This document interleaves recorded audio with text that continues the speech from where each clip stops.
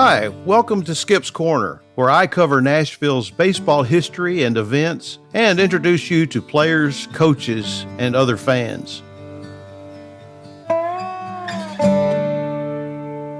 I love the Nashville Old Timers Baseball Association. I've been a member for some time. My dad and I came into the organization by invitation some time ago. It's a great organization that has wonderful baseball people associated with it. It's been around for a long time. This past January, we celebrated our 84th annual banquet, and we raise some money at a golf tournament in September, and we give it away at our banquet, give it to deserving high school baseball senior baseball players so they can go ahead with their college career if they so choose. And I have met so many wonderful people at that, many that I've called friends. And the past 6 weeks or so, we've lost three. One was Larry Taylor. Everybody loved Larry Taylor. He was a former president of the organization, played for the Nashville Vols back in the 1950s. And he left organized baseball to become the basketball and baseball coach at Berry College in Rome, Georgia, where he is well loved.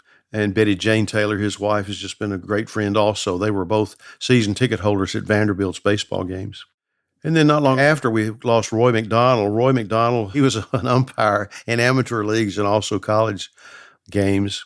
Everybody loved him because he was so fair and he wouldn't take any nonsense off of anybody. He was a former treasurer of the Nashville Old Timers Baseball Association for a long time. And Roy was great to tell stories also. And then this past week, we lost Gene Smith, another beloved member of our organization. And Gene had quite a story to tell when he would tell about his career. Short-lived in the professional ranks, but he was a very good baseball player. He was the nephew of Jim Turner, the former New York Yankees and Cincinnati Reds pitching coach, who also was the Nashville Vols manager in 1960. But I want to tell you a little bit about Gene Smith. He started playing baseball in 1951. He was 11 years old, and then Babe Ruth ball in 1953, and through high school played in the summertime in the Larry Gilbert League for the boys club team. But he played at Antioch High School, and he was a two-time Nashville Interscholastic League Most Valuable Player in 1957 and 1958, and he was also All-District in basketball. But in 1958, he won that MVP award by getting 180 out of a possible 190 points. He had a marvelous season where he hit .440 while also pitching to a 6-0 record. And during two seasons, his last season is at Antioch and his last season for the boys club team, he had a string of 17 consecutive wins. He was also a member of the Future Farmers of America, so Gene was pretty well-rounded. At the age of 18, he signed a pro contract with the New York Yankees for $20,000 and was sent to Kearney in the Nebraska State League. That was a Class D rookie league. And he was 2-6 and had a 3.60 ERA in his first season. In 1959, he pitched for St. Petersburg in the Florida State League and was 4-4 with a 5.28 ERA. He played for two teams in 1960, back at St. Petersburg and then Fargo-Moorhead in the Class C Northern League. But he hung up his professional spikes and came back to Nashville, where he pitched and played in the Nashville local Tri-State League. And in 1965, he was named Most Valuable Player.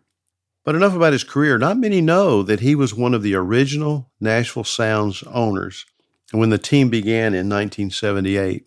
And I had a chance to talk with Larry Schmittou today about Gene, because Gene was an important part of that ownership group.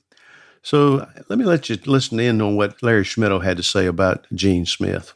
Well, Gene and I go back to high school days. He pitched for Antioch, pitched for Collins.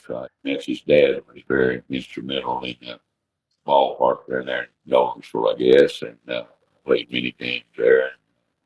So we got it started after Conway, with his support, easier sale for me, and I guess Fairlawns contacted Gene. Gene agreed to be to buy one of the units, give 5%. So we had a mixed group of business people, music people, and just baseball enthusiasts, of which I would include Gene. Now, Gene had quite a career, didn't he? From Antioch on to, he went to minor leagues for a few years.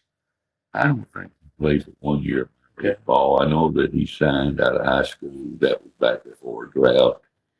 He was a relative of Jim Turner, and so I don't believe he played for 1 year. or he just quit or got released. I never knew that. Never asked him. Well, he was a two-time NIL, Nashville Interscholastic League MVP while at Antioch. And then when he came back from minor league baseball, he played, I think, Tri-State League baseball. Right. How good was he then? Do you remember? Did you play against him in the Tri-State League? Off and on, I didn't play every year, but yeah, he was. I wouldn't say he was the best in there because Bob Schultz was Right. ex-major leaguer, and but he was a premier pitcher for several years after. And then I think he was an MVP of the Tri-State League one year, maybe in '75. I know that may not be right. I don't know. Yeah, but how involved would an owner be with the Nashville Sounds back in those early days? Would y'all have weekly meetings, monthly meetings? Gene and our brother owner was a limited partner. Right. Some of them didn't recognize that Yeah. in their investment. So we usually have one meeting a year to hand out K1s. I was proud that I was able to return all their investments after the second year. Some got a little upset that I didn't clear other dividends. Would Gene have kept his ownership for a number of years? You remember that? Yeah, he and 3 or 4 others sold out after about 7 or 8 years. Would their investment have paid off for them? Well, I gave all their investment back after the second year, and then they made money. Yeah. Did you stay in touch with Gene? Did you see Gene very much over the years? Yeah, it's all, off and home. Mm-hmm. Certainly at the Old Timers Banquet. We, he'd come by the ballpark to see our improvement. Did the major improvements there, whatever year that was. So he stayed interested. He always seemed like an agreeable person. He never did seem like he ruffled anybody's feathers. Absolutely. Yeah, just a good guy. Yeah, just a good guy. I've heard people talk about it that he could throw a pretty good curveball. I don't know if that's true or not, but I asked him one time, wherever you played, where was the best pitching mound you ever pitched off of? And you know what he told me? Sulphurdale. Yeah, Sufferdale had that reputation. That was the only good thing about Sufferdale. Well, they had a good infield, but it was wasn't much for us to compare with. Compare with Centennial Park, Shelby Park, with their holes everywhere. Certainly was best in this area. Well, that's good. I appreciate you talking to me about Gene. Everybody loved Gene. Yeah. I sent a note out to all the old timers and some of the old Tri-State and City League guys, and they're all just heartbroken that Gene's passed. We've lost Larry Taylor, former Nashville Ball, and then I think he played in the semi-pro leagues around town. And then, of course, Roy McDonald, a great umpire that was, I think, always trustworthy. And now we've lost Gene. So in the last 6 weeks, we've lost 3 pretty valuable guys that have been old timers members. So I'm grateful. I want to kind of highlight him a little bit on my podcast and let people know how. Yeah, well, he was a good guy. He'll be missed. I know he will. Well, thanks, Larry. I appreciate you talking to me about this. I'm grateful to Larry Schmittou to give me that information about Gene. Yes, he'll be missed. I want to close by saying Gene Smith was elected to the Nashville Amateur Baseball Hall of Fame. The Old Timers gave him that award in 2002. And before retiring in 2012, he was a real estate investor and a private lender. And up until his death, he raised cattle. My heartfelt condolences go out to Gene's family. They passed away on June the 8th, and we'll miss him. And that's another episode of Skip's Corner.